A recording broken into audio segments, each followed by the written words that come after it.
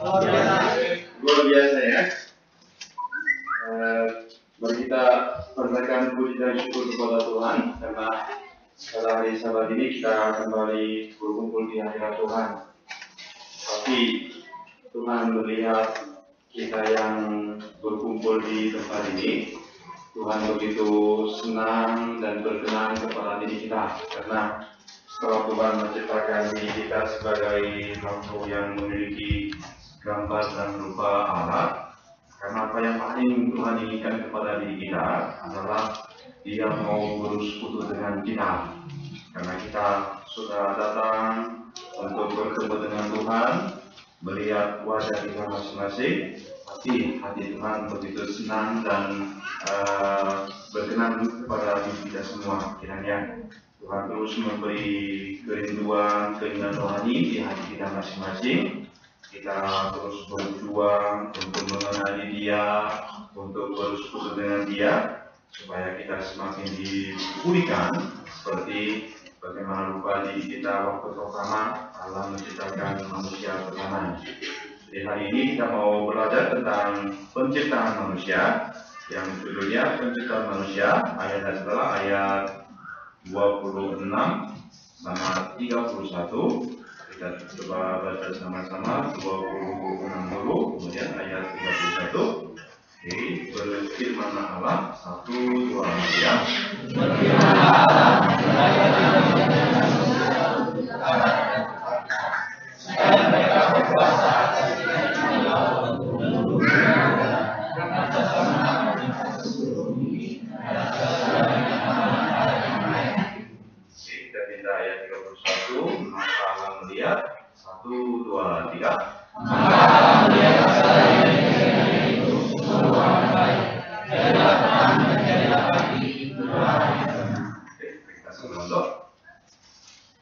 Terima kasih Tuhan atas penciptaan langit dan bumi dan segala isinya demikian indah dan sempurna untuk kami semua. Begitu juga pada hari ke-6 Tuhan menciptakan manusia begitu indah dan sempurna di hadapan Tuhan. Biarlah melalui firman pada pagi hari ini kami dapat menyadari siapakah diri kami di hadapan Tuhan, supaya sesuai dengan rencana dan kehendak Tuhan kami dapat hidup, kami dapat menjalani kehidupan yang penuh dengan nama Tuhan. Biarlah Tuhan sendiri berfirman, karena kami siap untuk mendengarkan firman Tuhan. Terima kasih Tuhan, kami berdoa di dalam nama Yesus Kristus. Amin. Melalui khotbah minggu yang lalu, yaitu pasal 1 ayat 1 sampai ayat 25, kita semua telah belajar bagaimana langit dan bumi, serta segala isinya dapat diciptakan oleh Allah menurut hari-harinya. Dan siapakah sesungguhnya Allah yang menciptakan segala alam semesta tersebut? Kemudian dalam khotbah pada pagi hari ini kita akan belajar juga tentang Allah yang menciptakan manusia. Penciptaan manusia merupakan puncak atau mahkota dari segala penciptaan Allah. Dan karya itu adalah karya yang sungguh indah, mulia, dan ajaib. Manusia merupakan hasil karya penciptaan Allah yang paling mulia dan hebat di antara ciptaan-ciptaan yang lain. Oleh karena itu, penulis kitab Mazmur memuji Allah ini dengan berkata sebagai berikut. Aku bersyukur kepadamu oleh karena kejadianmu dahsyat dan ajaib. Ajaib apa yang kau buat, dan jiwaku benar-benar menyadarinya. Tulang-tulangku tidak terlindung bagimu ketika aku dijadikan di tempat yang bersembunyi, dan aku direkam di bagian-bagian bumi yang paling bawah. Matamu melihat selagi aku bakal anak, dan dalam kitabmu semuanya tertulis hari-hari yang akan dibentuk sebelum ada satupun daripadanya. Dan bagiku betapa sulitnya pikiranmu ya Allah, betapa besar sunnahnya. Saudara, melalui khotbah pada pagi hari ini, semoga kita dapat belajar sebagai siapakah manusia itu diciptakan oleh Allah. Kemudian mari kita menjalani kehidupan yang memuliakan dan menyenangkan hati Allah. Amin. Yang pertama, manusia sebagai makhluk yang mempunyai gambar dan rupa Allah. Ayat 26-27. Allah telah membuat lingkungan yang begitu baik agar bumi itu cocok sebagai tempat kediaman manusia. Kemudian hari ke-6, yakni pada hari terakhir, Allah akhirnya menciptakan manusia. Mari kita lihat ayat 26. Kita baca sekali lagi ayat 26. 1, 2, 3.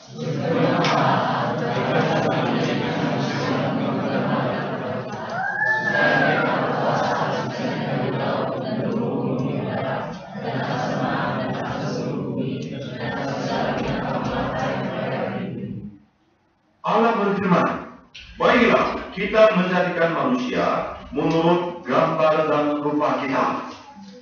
Allah mempunyai suatu rencana ataupun kehendak yang khusus dalam penciptaan manusia dibanding dengan ciptaan-ciptaan yang lain. Hal itu adalah manusia diciptakan menurut gambar dan rupa Allah. Dan Allah hendak memberikan kepada manusia hak dan kuasa manajemen atas segala ciptaan-ciptaan yang lain. Dari ayat 26, kita dapat mengetahui bahwa manusia adalah pusat dari segala makhluk dan mahkota dari segala ciptaan-ciptaan yang lainnya. Manusia merupakan ciptaan Allah yang paling tinggi, mulia, dan kompleks di antara ciptaan-ciptaan yang lain. Allah berkata kepada dirinya sendiri, baiklah kita menjadikan manusia menurut gambar dan rupa kita. Artinya, ketika manusia diciptakan, yang menjadi model itu adalah Allah sendiri. Allah mengatakan nafas khusus untuk menciptakan manusia dengan baik. Yang perlu kita perhatikan dalam ayat 22 ini ada kata kita. Seperti kita ketahui, kata kita adalah kata jamak. Ayat ini merupakan salah satu bukti tentang kebenaran Trinitas atau Tritunggal Allah. Sebenarnya, jika manusia dilihat dari segi daging, manusia itu berada pada tingkat binatang. Sebab manusia diciptakan pada hari ke-6 bersama dengan binatang-binatang yang lain. Namun Allah mempunyai rencana dan kehendak khusus terhadap penciptaan manusia. Lalu menjadikan manusia itu sebagai suatu makhluk atau ciptaan Allah yang paling mulia dan indah di antara ciptaan-ciptaan yang lain. Manusia diciptakan oleh Allah bersama dengan binatang-binatang pada hari yang sama, yakni hari ke-6 dari debu tanah. Jadi sebenarnya manusia itu setingkat atau setara dengan binatang-binatang. Jika manusia dilihat dari segi kekuatan, kecepatan, kemudian kemandirian, memang manusia sama sekali tidak unggul dibanding dengan binatang-binatang yang lain. Tapi Allah telah memahkotai manusia dengan kemuliaan dan hormat, sehingga manusia dapat berkuasa atas segala cita-cita yang lain. Manusia dapat ditinggikan oleh Allah. Dengan cara itulah terbentuk suatu tata urut rohania. Yakni yang pertama itu adalah Allah, kedua adalah manusia, ketiga adalah segala cita-cita yang lain. Posisi atau kedudukan manusia ada di tengah-tengahnya.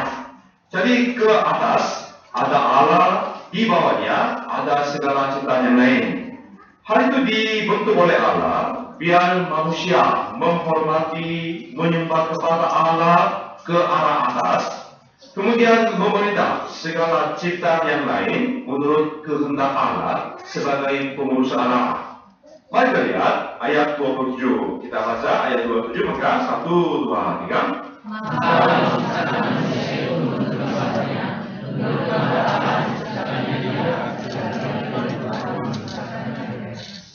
Di sini apa yang dimaksud dengan gambar dan rupa Allah? Seperti kita sudah ketahui, Allah kita tidak memiliki suatu rupa ataupun gambar apapun. Sebab Allah kita adalah roh. Allah tidak kelihatan di mata kita. Jadi apa yang diartikan gambar dan rupa Allah itu adalah sifat Allah, yaitu imaji, sifat, karakter yang dimiliki oleh Allah. Dan hal ini mengartikan bahwa Allah menciptakan manusia sebagai suatu makhluk yang memiliki seperti logika, emosi, moral, roh, dan lain-lain. Kitab Efesus pasal 4 ayat 23-24 berbunyi sebagai berikut. Supaya kamu diperbarui dalam roh dan pikiranmu, dan mengenakan manusia baru yang telah diciptakan menurut kehendak Allah di dalam kebenaran dan kekudusan yang sesungguhnya. Dalam kitab Kolose pasal 3 ayat 9b ayat 10 pun berbunyi sebagai berikut. Karena kamu telah menanggalkan manusia lama serta kelakuannya dan telah mengenakan manusia baru yang terus-menerus diperbarui untuk memperoleh pengetahuan yang benar menurut gambar kelahirannya. Manusia menjadi suatu makhluk yang jauh lebih unggul daripada binatang apapun, daripada segala ciptaan lain pun, baik dari segi pengetahuan, moral, dan roh. Sebab manusia diciptakan menurut gambar dan rupa Allah. Begitu juga bagi manusia ada yang kemampuan untuk bernalar, beranalisa, kemudian bersintesis, kemudian apa yang telah ditemukan itu dapat diwariskan segala pengetahuan itu kepada generasi yang berikutnya. Karena bagi manusia ada akal dan kepintaran dan logikanya. Dan manusia bisa menciptakan kebudayaan dan kebudayaan, lalu dapat berkomunikasi dengan menggunakan bahasa dan tulisannya. Walaupun binatang tetap hidup di dalam kehidupan yang sama, baik ribuan tahun yang lalu maupun sampai saat sekarang, tapi manusia dapat menciptakan budaya dan teknologi yang semakin canggih, semakin modern, dengan menggunakan akal budi yang begitu kreatif dan pintar. Dan contohnya, serigala atau beruang masih hidup di dalam gua sejak dulu sampai sekarang. Tapi manusia mulanya hidup dari bubuk tanah, tapi maju terus, sehingga kini dapat hidup di suatu gedung yang tinggi, yang mulia, seperti yang berupa hotel, apartemen. Karena di dalam hati manusia, di dalam pikiran manusia, ada akal, kemudian kepintaran, logika, kemampuan untuk beranalisa, bersintesis, bernalar. Karena ini semuanya karena Allah telah berikan kepada manusia. Binatang juga tidak mempunyai moralitas, sehingga walaupun andai kata bersetubuh di jalanan, binatang tidak merasa malu. Dan seekor babi tidak mungkin dapat bertobat atas keserakahannya. Walaupun tikus telah mencuri, dia tidak bisa merasa berdosa. Oleh karena itu, dari binatang tidak bisa diharapkan menjalani kehidupan yang kudus, mulia, dan suci. Dari binatang kita tidak bisa mengalahkan pertobatan. Tapi manusia bagaimana? Manusia sungguh berbeda.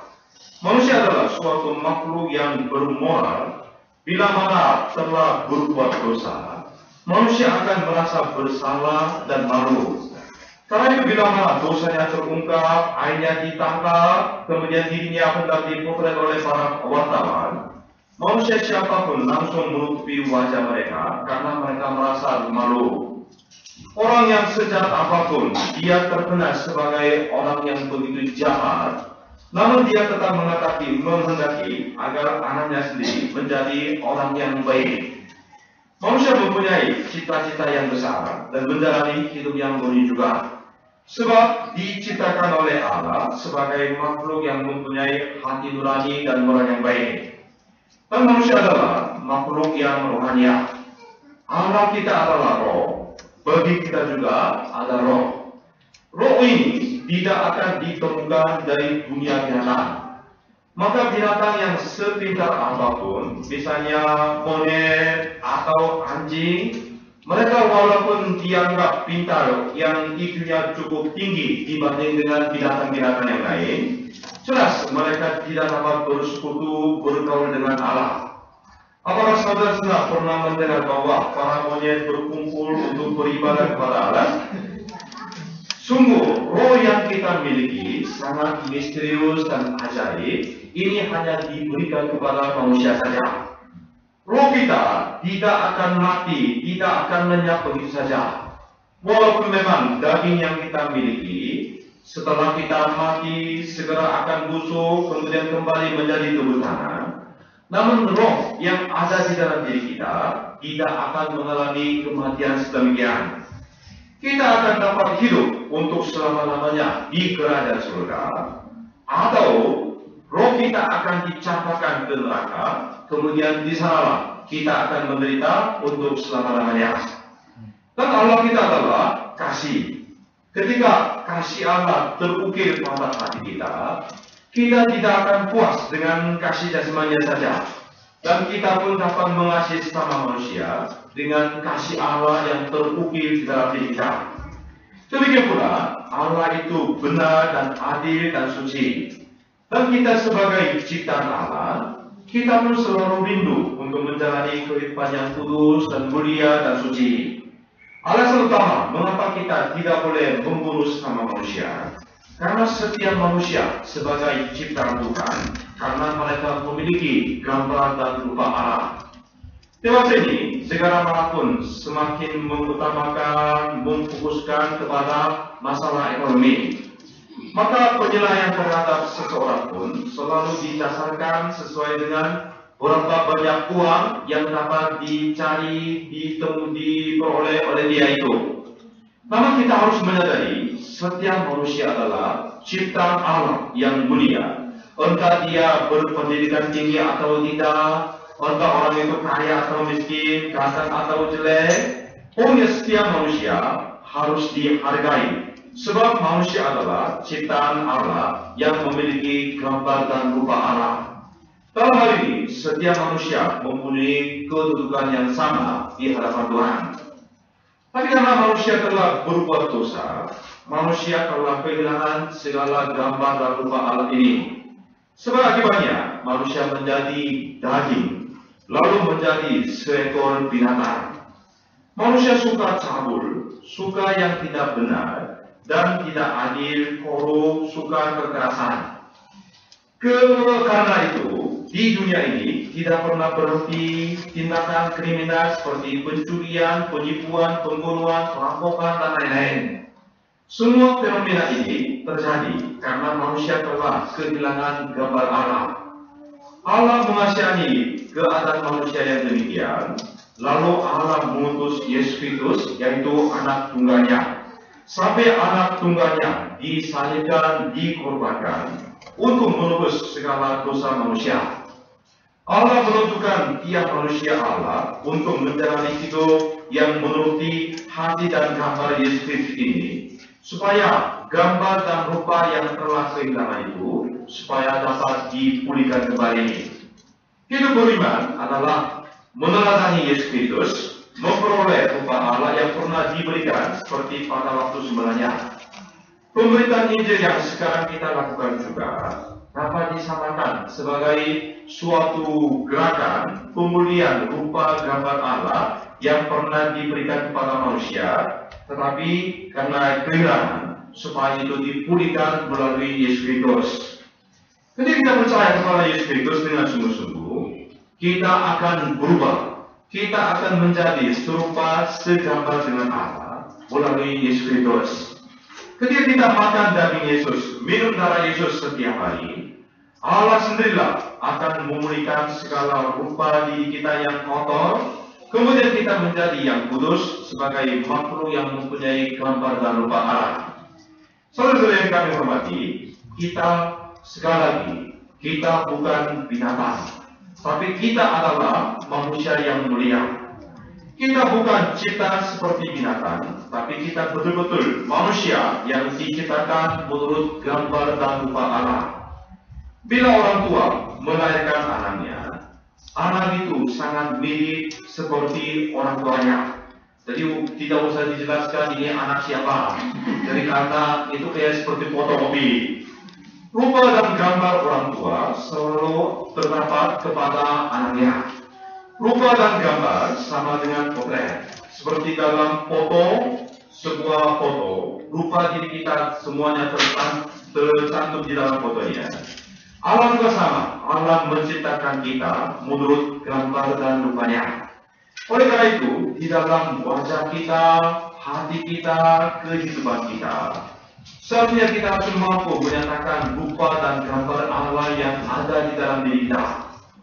Bagi orang-orang yang melihat diri kita, mereka harus bisa melihat suatu sifat Allah atau keilahian dari wajah kita. Oleh karena itu, Tuhan Yesus pun pernah berkata kepada murid-muridnya, setiap orang yang melihat aku, ia telah melihat Allah. Semua dari diri kita, jangan terlihat unsur-unsur iblis.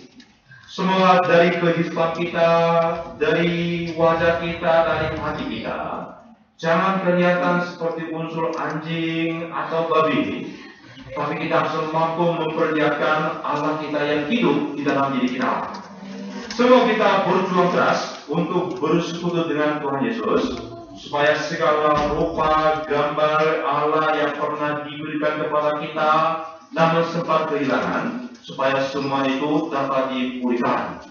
Terutama ketika Allah menciptakan diri kita sebagai serupa dan segambar Allah. Karena Allah begitu rindu untuk bersekutu, bergaul dengan diri kita.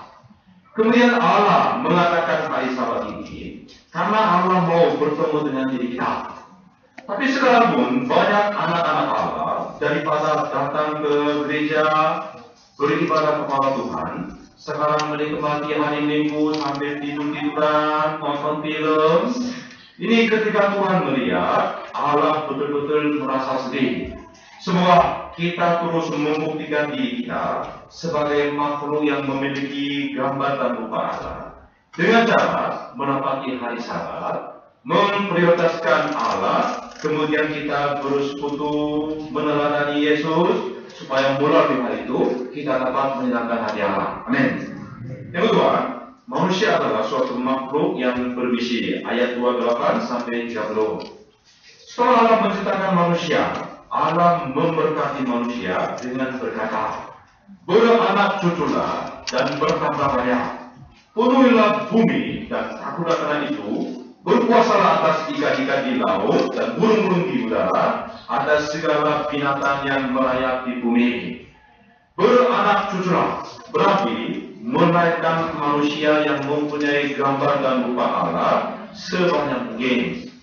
Dengan kata lain, kita harus melahirkan banyak anak, entah baik itu anak jasmani maupun anak rohani. Karena itulah yang dikehendaki oleh Allah bagi manusia yang memiliki gambar dan rupa Allah.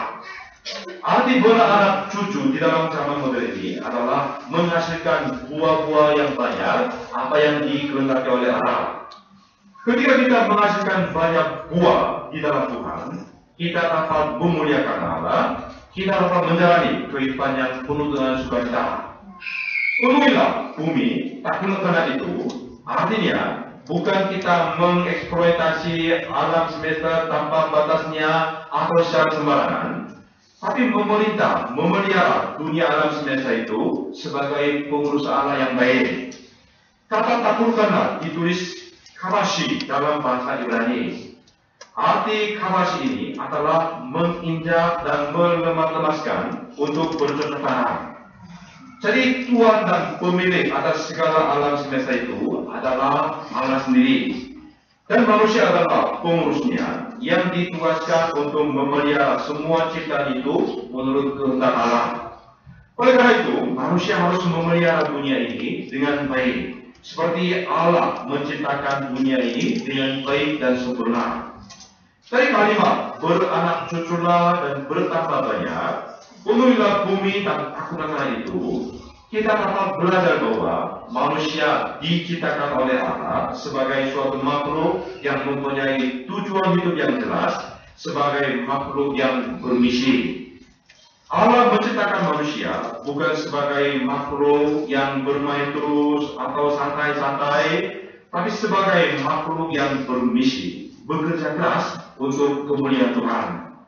Oleh karena itu, ketika manusia berupaya keras untuk mengetahui kehendak Allah, misi Allah, kemudian berjuang hidup untuk melaksanakan misi itu, pada saat itulah manusia itu paling bahagia. Tuhan pun berkenan melihat manusia itu. Tapi ketika manusia kehilangan misinya, manusia kehilangan juga arti hidupnya, tujuan hidupnya sebagai manusia yang benar.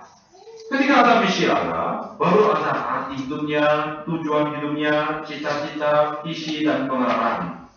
Saudara-saudara yang kami hormati, adakah bagi Anda ada misi Allah? Apa misi yang Allah berikan kepada kita?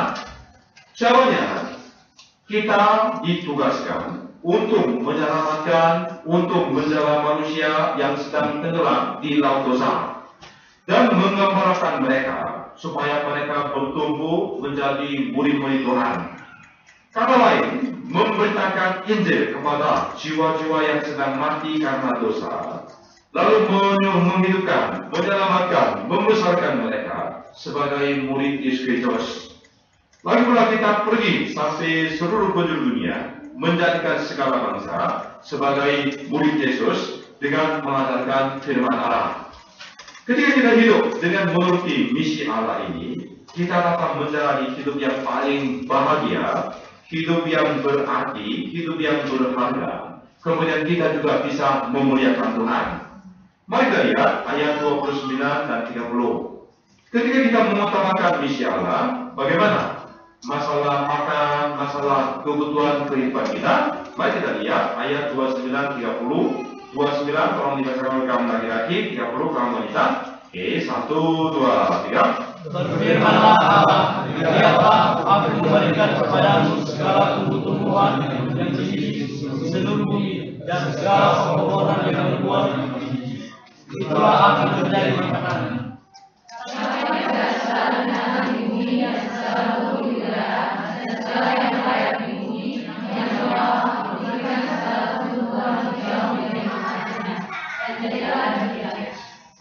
Banyak orang-orang yang termasuk juga orang-orang yang mengklaim diri sebagai anak-anak Tuhan, ketika diajak untuk menjalani kehidupan yang bermisi, mereka selalu berdalih masalah makan dipecahkan dulu, atau mungkin suatu keadaan setelah membaik dulu, barulah aku mau menjalani hidup sebagai orang yang bermisi. Tapi bila mana kita mencoba mengatasi masalah makan, masalah persoalan hidup terlebih dahulu, setelah masalah kita beres, kemudian baru kita mau menjalani kehidupan sebagai orang bermisi. Orang itu jelas tidak bisa hidup sebagai orang bermisi untuk selama-lamanya. Kalau namanya masalah, selama kita hidup selalu ada masalah. Jadi ketika kita mengutamakan masalah, berarti kita itu sama dengan kita tidak mau melayani karya Tuhan, kita tidak mau hidup sebagai orang yang bermisi. Tapi firman Tuhan selalu mengatakan, ketika kita mengutamakan, memprioritaskan misi Allah terlebih dahulu daripada hal apapun, bukan kita sendiri memecahkan semua masalah-masalah kehidupan yang terjadi dalam kehidupan kita, tapi Allah sendirilah, Dia berjanji untuk bertanggung jawab atas segala masalah pangan, sandang, perumahan, pokoknya segala kebutuhan kita. Tuhan berjanji Dia akan bertanggung jawab, Dia akan menyediakan, Dia akan memecahkannya. Tuhan juga pernah berkata kepada murid-murid yang selalu khawatir akan masa depan mereka, tetapi carilah dahulu kerajaan Allah dan kebenarannya, maka semuanya itu akan ditambahkan kepadamu. Amin. Inilah perjanjian Tuhan Yesus Kristus kepada setiap orang yang sedang menjalankan misinya, yang percaya kepada Tuhan. Allah kita adalah Allah Maha Pengasih, Allah yang Maha Kuasa, sehingga Dia selalu bertanggung jawab atas segala kebutuhan kita.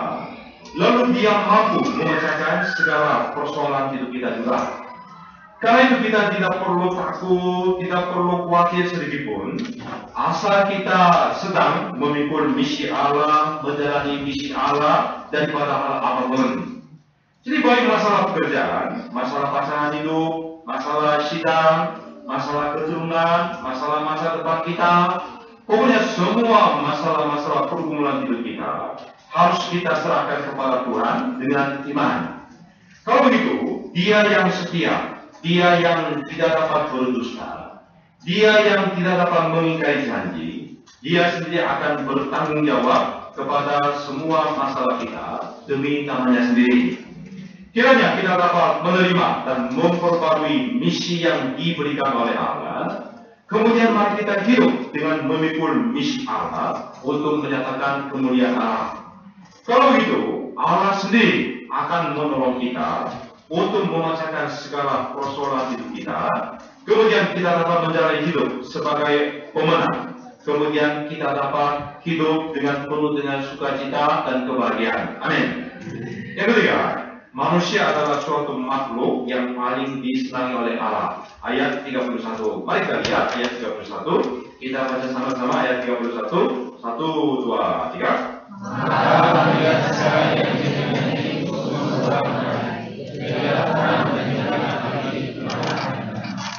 Maka Allah melihat segala yang dijadikannya itu sungguh amat baik. Ketika Allah melihat alam semesta selama ini, Allah selalu menyatakan surganya baik. Tapi pada hari ke-6 setelah Allah menciptakan manusia, Allah memberi surga yang spesial, yaitu sungguh amat baik. Ayat ini dinyatakan karya penciptaan Allah itu sama sekali tidak bercacat, tidak ada kekurangan sedikit pun, melainkan begitu indah, sempurna, baik. Melihat segala alam semesta dan manusia yang telah diciptakan itu begitu harmonis, Allah merasa begitu puas dan berkenan. Jadi Allah berfirman, sungguh amat baik. It was very good. Ketika langit dan bumi, laut, tumbuh-tumbuhan, ikan-ikan, burung-burung, binatang-binatang, tata urut di dalam angkasa, semuanya setelah diciptakan begitu indah dan harmonis. Kemudian ketika semuanya itu sedang berjalan dengan baik dan semuanya itu diperintah, dipelihara oleh manusia dengan baik, Allah berkata, sungguh amat baik. Segala alam semesta dapat memiliki arti hidup yang absolut ketika manusia berada, ketika manusia menjalankan misinya di hadapan Tuhan dengan baik. Dari sini kita dapat belajar betapa berharganya kita manusia sebagai ciptaan Allah. Yang pertama, manusia adalah objek kesenangan Allah.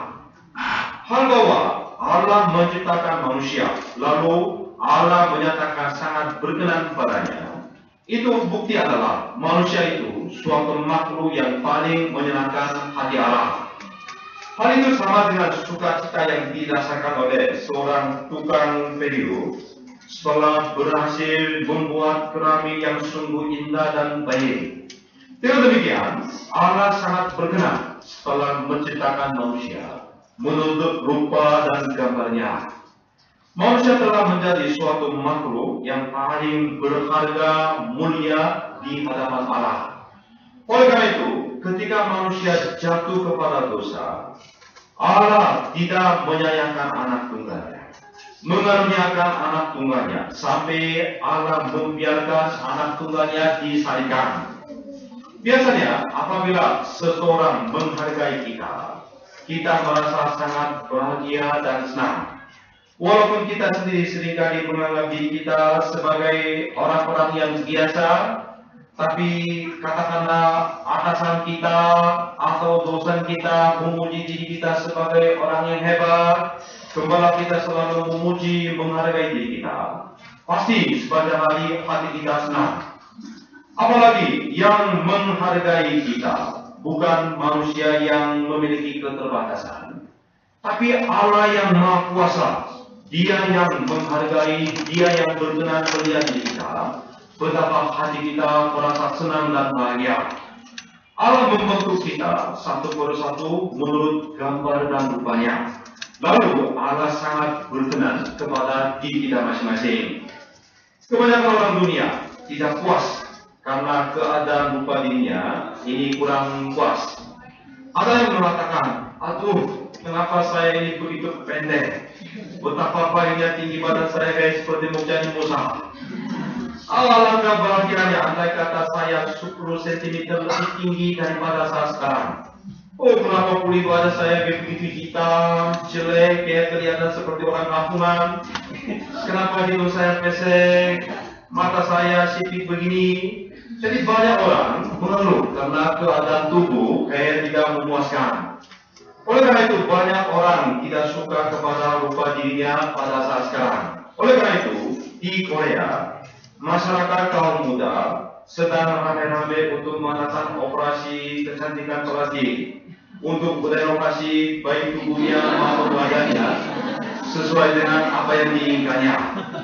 Begitu pula ada banyak obat-obat diet, kosmetik pemutih, biar itu yang menutupi yang kekurangan atau kelemahannya.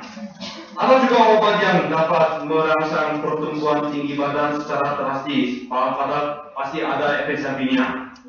Banyak orang berani yang pisau itu membiarkan menyentuh dirinya, tubuhnya, padahal itu resikonya yang sangat tinggi. Memang sering terjadi kejadian sampai ada yang mati, ada yang lumpuh.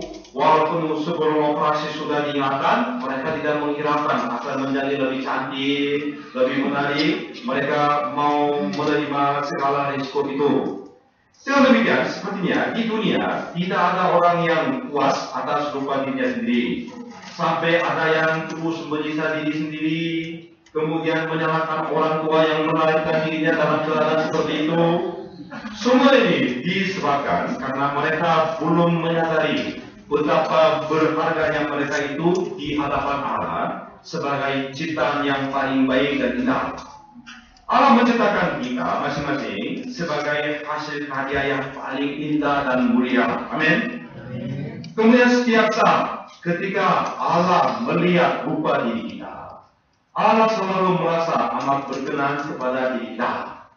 Allah sangat berkenan kepada kita sebab dialah yang menciptakan, dialah yang membentuk diri kita. Setiap orang tua menganggap anak mereka itu sebagai anak yang paling lucu dan cakep, walaupun secara objektif memang biasa-biasa. Alasannya sangat sederhana, sebab mereka lah yang melahirkan dan anak mereka paling mirip dengan rupa mereka sendiri.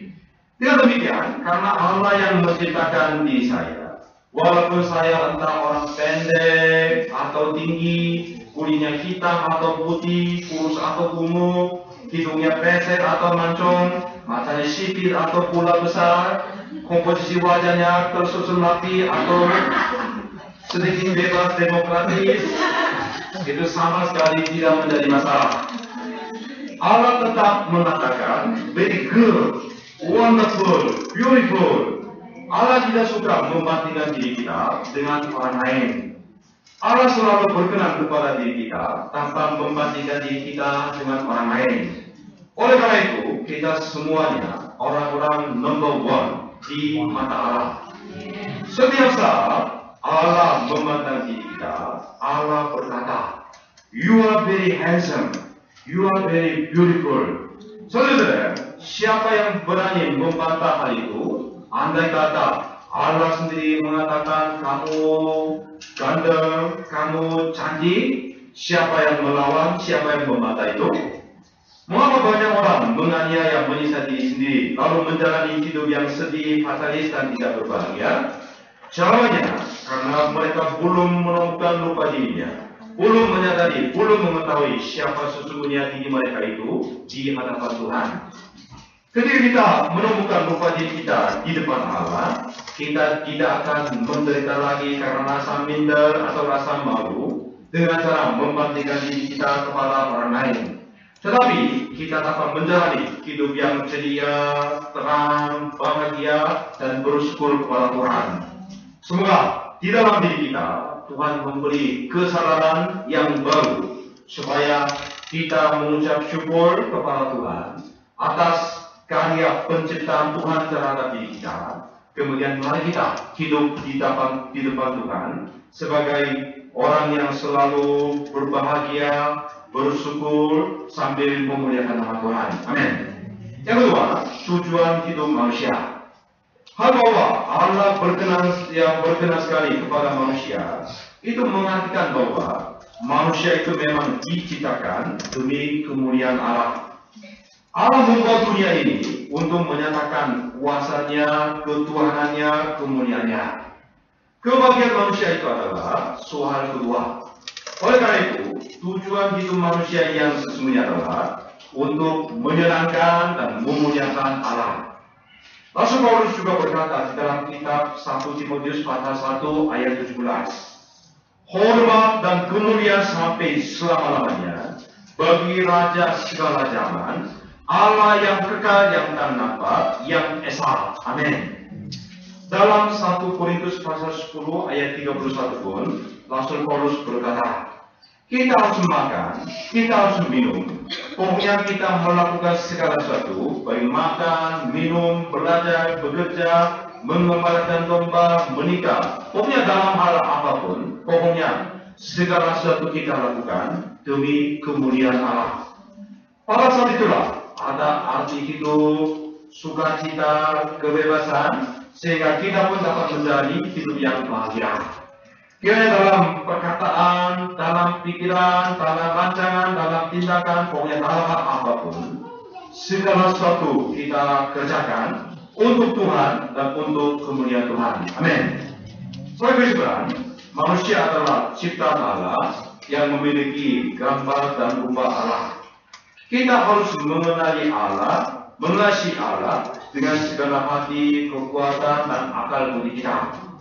Manusia dapat menjalani kehidupan yang bahagia ketika manusia menanggung misi Allah dengan bekerja keras. Yang pertama sekali, manusia adalah objek kesenangan Allah.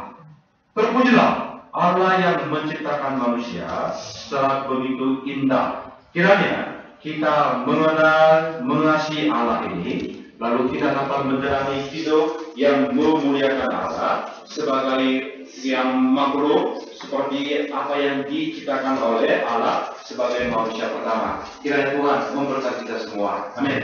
Oke, kita akhiri dengan baca ayat 31. Oke, maka 1, 2, 3. Kita kan itu adalah petang bagi